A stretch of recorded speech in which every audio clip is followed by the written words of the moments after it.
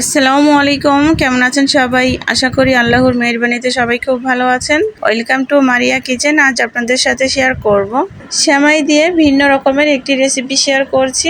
আসছে কোরবানির ঈদে মিষ্টি জাতীয় খাবারের মধ্যে এরকম একটি সেমাইয়ের রেসিপি থাকলে কিন্তু একদম জমে যাবে। সবাই কিন্তু খেয়ে আপনার প্রশংসা করতে বাধ্য হবে।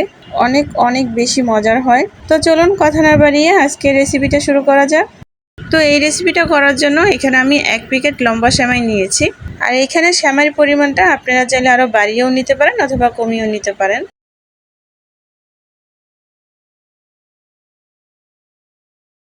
তো সেমাইটা নিয়ে আমি এখন হাত দিয়ে গুঁড়ো করে নিচ্ছি।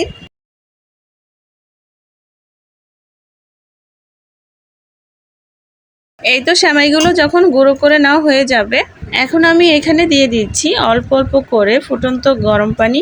পানিটা অল্প অল্প করে দিয়ে চামচ দিয়ে খুব ভালো করে মিশিয়ে নিচ্ছি।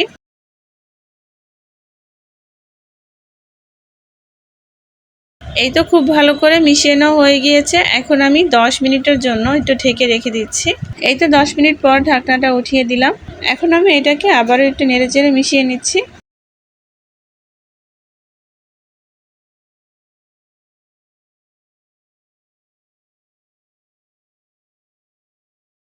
এবার আমি এর মধ্যে এক এক করে বাকি উপকরণগুলো দিয়ে দিব। দিয়ে দিচ্ছি এখানে 1 কাপ পরিমাণ কুড়ানো নারকেল। আর নারকেলগুলোকে আমি কিন্তু একটু লম্বা লম্বা করে নিয়েছি। আপনারা চাইলে একদম কুড়িয়ে ছোট ছোট করেও নিতে পারেন।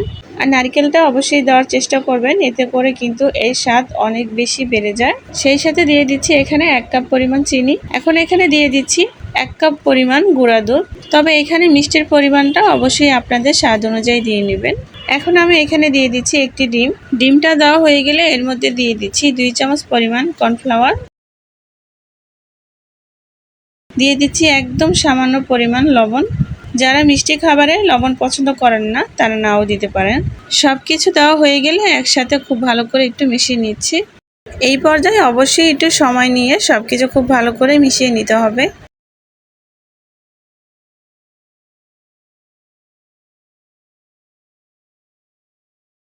এতে সবকিছু খুব ভালো করে মিশিয়ে নিয়ে এর মধ্যে আমি দিয়ে দিচ্ছি প্রায় 2 চামচের মতন বাদাম কুচি। এখানে কাঠবাদাম, পেস্তা বাদাম আর কিশমিশ একসাথে আমি একদম ঝুরি ঝুরি করে কেটে নিয়েছি। আর এটা দেওয়ার কারণে খেতে কিন্তু খুবই মজা লাগে। এখন বাদামের সাথে সেমাইটা আবারও একটু খুব ভালো করে নেড়েচেড়ে মিশিয়ে নিলাম। এইবার আমি চলে যাচ্ছি সেমাইগুলোকে ভেজে নেওয়ার জন্য। এইবার চুলায় একটি প্যান বসিয়ে এখানে আমি দিয়ে দিচ্ছি 2 চামচ পরিমাণ ঘি।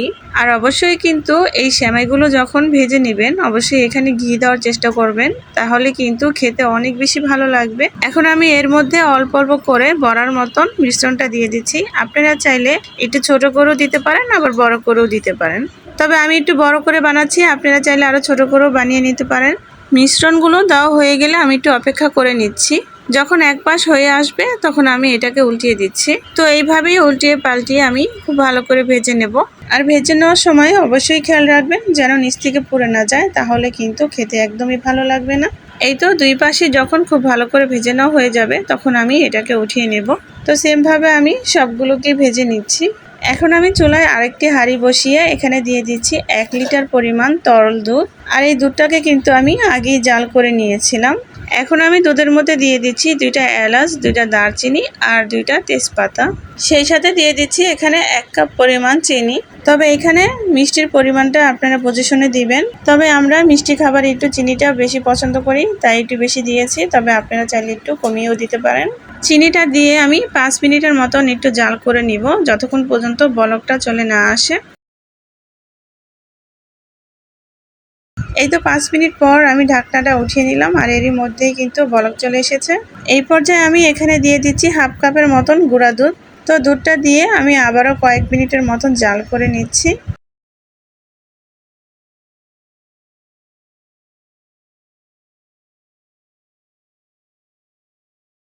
তো গুঁড়া দুধটা দিয়ে কয়েক মিনিট জাল করে নেওয়ার পর এখন আমি এখানে দিয়ে দিচ্ছি ভেজে রাখা বড়াগুলো।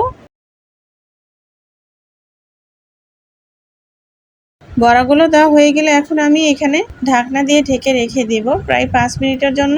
5 মিনিট পর এখন ঢাকনাটা উঠিয়ে নিচ থেকে নেড়েচেড়ে আবারও খুব ভালো করে মিশিয়ে দিচ্ছি। তো এইভাবেই আমি কিছুক্ষণ পর পরই ঢাকনাটা উঠিয়ে সেমাইগুলো এইভাবে নিচ থেকে নেড়েচেড়ে মিশিয়ে নেব। যতক্ষণ না দুধটা একটু ঘন হয়ে আসে ততক্ষণ পর্যন্তই এটাকে আমার রান্না করে নিতে হবে। এই তো প্রায় 20 মিনিট পর ফিরে আসলাম। এবার আমি ঢাকনাটা উঠিয়ে নিচ থেকে একটু নেড়েচেড়ে ভালো করে মিশিয়ে দিচ্ছি।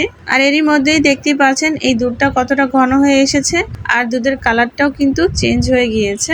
আর সেই সাথে কিন্তু এই সেমাইয়ের বড়ার মধ্যে দুধটাও খুব ভালো করে ঢুকে গিয়েছে, একদম রসের টইটম্বর। আর সেই সাথে কিন্তু আমার এই সেমাইয়ের রেসিপিটা একদম কমপ্লিট। এই পর্যায়ে আমি এখন চুলা থেকে নামিয়ে 2 ঘন্টার জন্য রেস্টে রেখে দেব। এই পর্যায়ে আপনারা চাইলে এটাকে ফ্রিজেও রাখতে পারেন, তবে গরম অবস্থায় না রেখে একটু ঠান্ডা করে তারপরে রাখবেন। সেই ক্ষেত্রে যদি ফ্রিজে রাখেন তাহলে সারা রাতের জন্য রাখলে কিন্তু অনেক বেশি ভালো হয়। ফিরে আসলাম 2 ঘন্টা পর। এই পর্যায়ে আমি এখন এটাকে একটু পরিবেশন করে নিচ্ছি। আর দেখতেই পাচ্ছেন এটা এখন কতটা পরিমাণ লোভনীয় দেখা যাচ্ছে। আসছে ঈদে এমন একটি সেমাই রেসিপি থাকলে কিন্তু অন্য কোনো মিষ্টির কোনো প্রয়োজন হবে না। এই সেমাইটা আপনি যাকেই বানিয়ে খাওয়াবেন সে কিন্তু বারবারই আপনার কাছে খাওয়ার জন্য আবদার করবে। বিশ্বাস করেন, আমার বাড়িতে যতবারই আমি এই রেসিপিটা করেছি বাড়ির সবাই কিন্তু খেয়ে আমার অনেক প্রশংসা করেছে। তো আমার আজকের রেসিপিটা ছিল এই পর্যন্তই। ভিডিওটা ভালো লাগলে লাইক অ্যান্ড সাবস্ক্রাইব করে দিবেন। আল্লাহ হাফেজ।